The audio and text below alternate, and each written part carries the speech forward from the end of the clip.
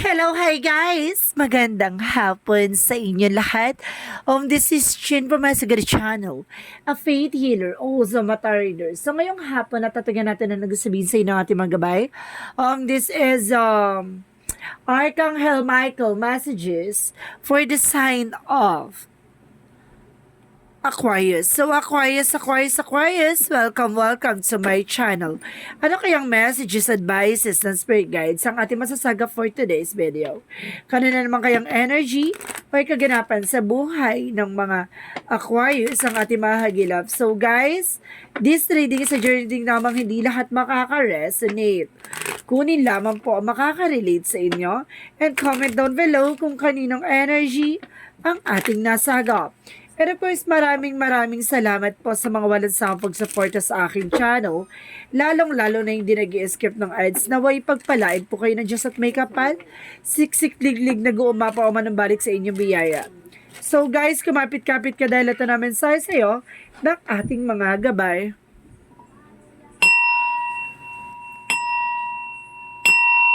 Angel Spirit Messages, bigyan mo ka ng pasabog-bulabog na mensahe para sa mga kapatid nating Aquarius. So, Archangel Michael, give me information. Ano ang gusto mo sabihin sa mga kapatid nating Aquarius? Explore your options. So, kailangan mong palawakin ng mga kaalaman mo or yung mga bagay-bagay, no? Hindi ka pwede pala-desisyon. So, kailangan mo man ng mga second opinion or second options na sinasabi sa dito na para mas malaman mo yung mga giging better decision mo. And of course, there's an honor and trust you're feeling, no? Lagi ka magtitiwala sa, diba, sa gut feeling mo, even yun sa trust, kumbaga sa intuitions mo, na kumbaga kapag may binibigay sa yung synchronicity sa ating angel spirit, kumbaga kailangan mong pagkatiwalaan, no? So let's see what is additional messages. And because there's a make a commitment. So ibig sabihin dito, kailangan kumbaga mag-commit ka sa isang bagay, no, na alam mo makakatulong sa iyo, 'di ba? Pagdating sa love life, pagdating sa career, kailangan mo mag-commit para nang sa ganun, 'di ba? Walang doubt, 'di ba, sa huli kasi sinubukan mo yung eksena o sinubukan mo yung way mo, no? At talagang lumaban ka, no? At talagang ginawa mo lahat, no? At talagang nag-commit ka, ganon. So let's see what is additional messages. So, paano natin siya elaborate, no? Paano natin siya isa-isa natin himay-himayan? Ano ang pinaka-mensahe sa iyo ni ating Archangel Michael? Angel Spirit, please give information. Siguro make a commitment, siguro pagdating sa love life yan. And of course, pagdating sa negosyo. And because there's a Nine of Cups, there's a visual fulfillment. No? May mga bagay na matutupad na dito. May mga bagay na may isa sa katuparan ka na, no? And of course, there's a magician, there's a manifestation. May mga unti-unti ka na mamamanifest or suddenly, kumbaga, unti-unti na matutupad, no? There's a willpower and desires into realities. Because there's Eight of Pentacles. So, ibig sabihin talaga, there's some focus and dedication. No?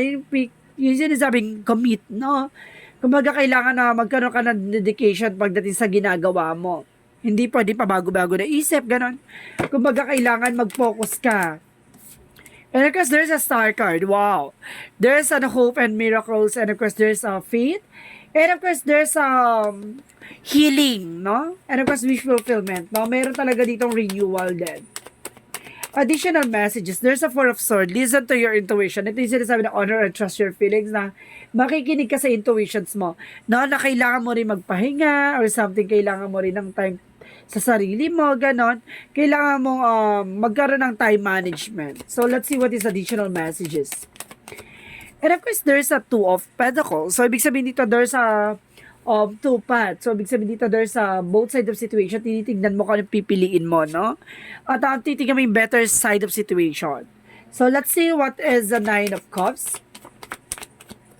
And of course, there's an Hermit card. So, there's a soul searching. Kumbaga, dahil dito sa pagtupad ng pangarap mo at nasatisfy ka na, ngayon naunawaan mo yung pinaka inward spiritual journey mo, no? Kumbaga, kung ano talaga yung plano mo. And of course, life purpose mo, ganon. So, let's see what is the Magician. And because there's a Temperance for healing, no? Ito yung sinasabi ka din, manifest mo naman yan. So, there's, kailangan mo lang talaga ng patience, no? Kasi there's a time to heal and time for progress. Ibig sabihin na oras talaga, no? Kailangan ng oras. At panahon. So, let's see what is the Eight of Pentacles. So, there's a tower moment. There's a sudden changes. May mga magbabago dito, no? May mga biglaang magbabago. Let's see what is the Star card. And because there's a Three of Pentacles. So, ibig sabihin dito, there's a collaborations, ganun. Kumbaga, there's an information na, kumbaga, dapat, kung gusto mo to pa rin niya, kailangan nyo ng unity or something, collaboration with your partner, with your family, no? Kumbaga, unti-unti naman niya matutupad. Kailangan niya lang talaga ng teamwork, doon ba? Kailangan niya lang ng teamwork.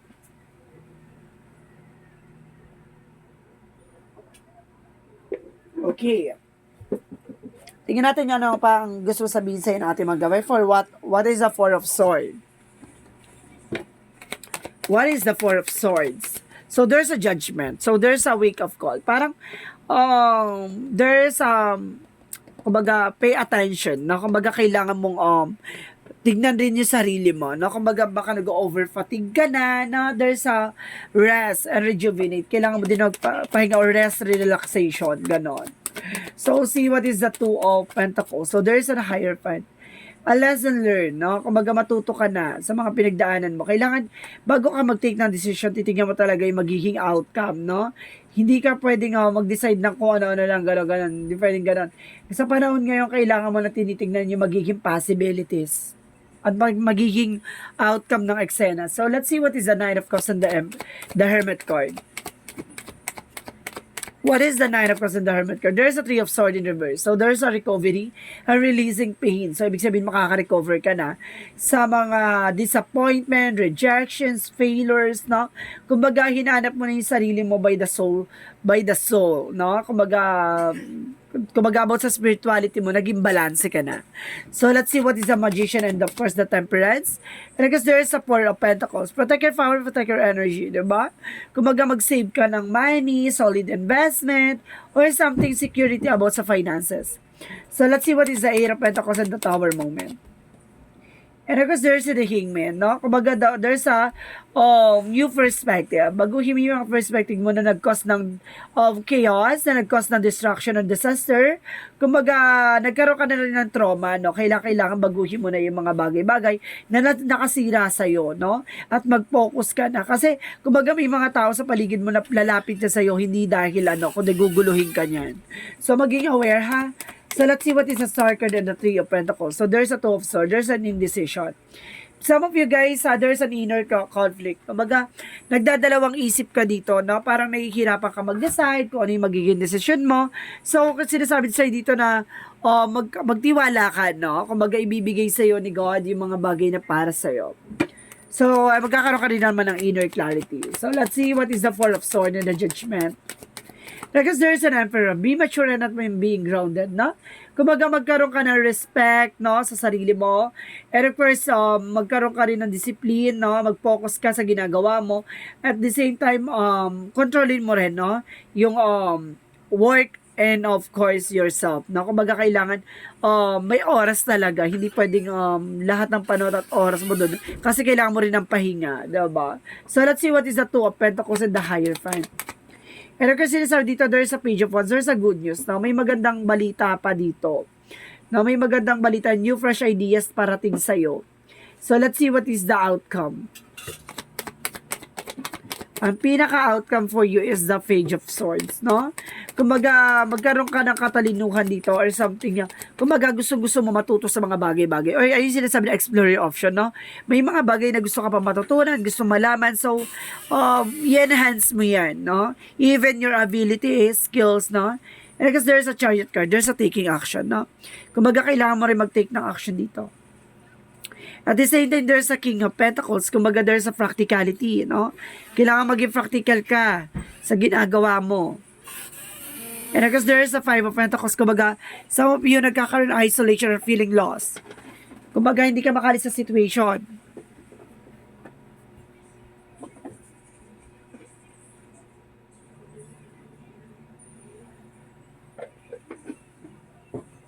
Okay.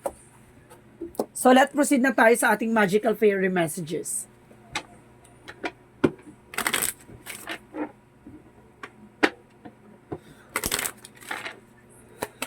Magical fairy messages, get more information. Okay, there's a admit your true feeling to yourself. So, ibig sabihin dito na kailangan mo tanggapin yung talagang gusto mo talagang gawin sa buhay mo, no? Hindi ka pwedeng dito, yung magpanggap, no?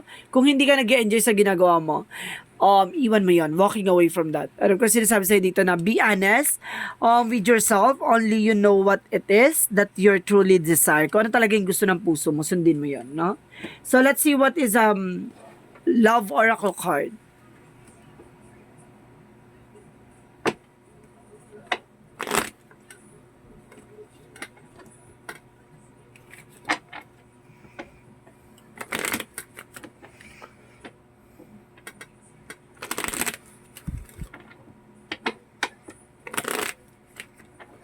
What is the Love Oracle card?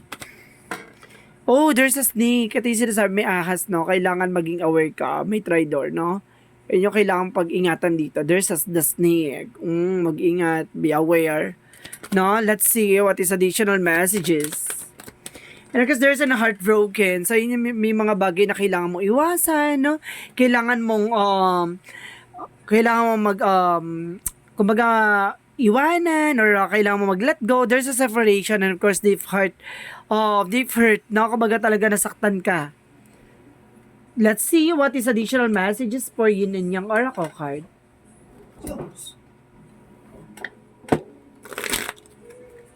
Let's see what is the Yin and Yang Oracle card. And there's a storm. So, there's an information na susubukin ka dito ng pagkakataon at panahon. Or, diba, ng mga bagay-bagay. Susubukan kang buwagin. Susubukan kang anuhan. No? Guluhin. And there's a cycle. So, there's a cycle dito, no?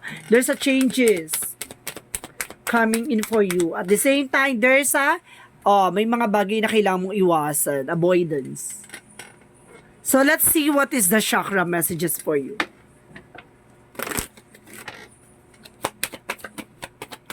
And of course, sa dito, there's a miracle. So, ibig sabihin dito, may himala, no?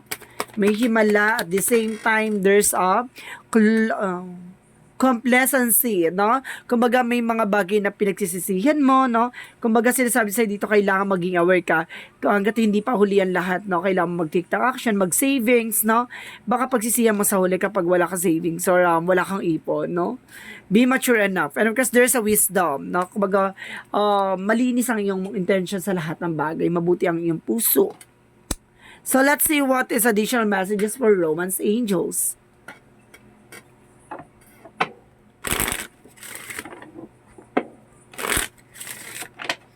For Romance Angels, Angel Spirit, guys, please give an information. Okay. So, there's a getting to know each other. So, kailangan mo munang kilalanin, no? At alamin, as you reveal your innermost selves to each other, your bond deepness, no? Talagang, sinasabi dito, kailangan mo munang kilalanin na malalim, no? Kilalanin mabuti. So, let's see what is Archangel Raphael messages for you.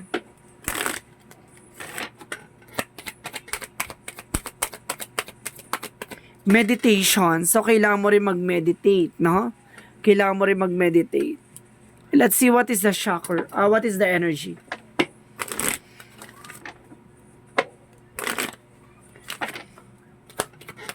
Angel Spirit, please give me information. And there's a door to spirit. So, ibig sabihin dito may pintuan talaga about sa spiritual, no? Kumbaga, nagki-clear sa'yo lahat ng bagay, even your intuitions. Kumbaga, may mga signs or synchronicities nang hinatid sa'yo by Angel Spirit. Kumbaga, buksan mo ang kaisipan mo about sa spiritual. Kasi nasa ganon, maunawaan mo yung mga bagay-bagay na babala, a warning, diba? Na kailangan mo mag-take na actions. So, let's see what is the Monsology. And show the world the real you. Ipakita sa mundo kung sino ka talaga, no? And meditate and contemplate. So, kailangan mo talaga mag-meditate and contemplate, no? And there's a nothing will come in this situation. Walang mangyayari sa situation kung hindi ka magte-take ng action. So, let's see what is additional messages. And there's a growth, no? Talaga pinapalawakan dito ang, para sinasabi na lalawak ang iyong expansion, malalawak ang iyong finances, at magkakaroon ka ng expansion pagdating sa mga resource of income mo, no? Parang ganon. Parang, of course, baka madagdagan din ang iyong, baka may binibili kayong bahay or lote, ganon. Kumbaga, baka magkakaroon ka ng literal na growth, no? Parang expansion, palalawakin ang inyong ari-arian, parang ganun siya. So, let's see what is additional messages. And of course, sinasa dito, there's an earth, learning how to be human in the world but not of it. So, ibig sabihin dito, kumbaga sa pagiging tao, no? Kumbaga marami talagang obstacles, maraming trials, marami ka talagang pagsubok at maraming traidor. Kaya kailangan matutunan mo ng lumaban at kailangan proteksyonan yung sarili mo.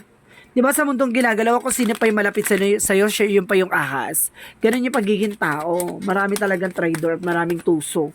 And because there's a crystal, some of you baka makakatulong daw sa'yo ang crystal or gemstones for your healing energy. Diba? Lakas kasi din yan. Nakakatulong yan para makapag-attract ka ng mga good energy and good fortunes. Diba? Nakakatulong yung mga crystal stone and gemstone. So let's see what is additional messages. And because there's a go for it, may mga bagay na kailangan mong ilaban, no? Reaching for your dreams. And of course, there's God energy with the sun card. So, ibig sabihin dito, magkakaroon ka ng pure positive outcome. At the same time, there's a travel by journey, no? May travel ka daw dito. At talagang kasama talaga siya sa journey mo na layas ka or something. O baka there's a business trip, no? So, let's see what is the Jesus-loving quotes. Blessed are the peacemaker, for they shall be called the children of God. So, see, binibless daw ni God yung mga tao nga mas pinili yung kapayapaan kaysa pumatol sa mga walang kabuluhan. No ba? Marami kasi sa paligid nating inggitera. Kaya kailangan maging aware ka. At the same time, kailangan proteksyonan yung sarili mo. So, let's see what is the angel's answer. So, pwede kayo magtanong dito, no? Bibilang lang tayo na 3. Kailangan nakapag-isip ka na ng questions. And of course, yung magiging kasagutan nandito sa angel's answer. Okay? So, bibilang ako na 3.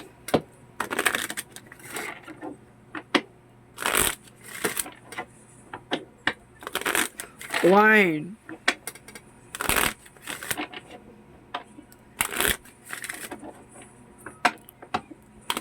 2.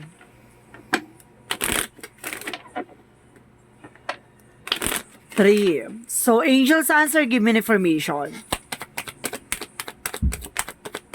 So, ito na ang kasagutan sa inyo. There's something better, no?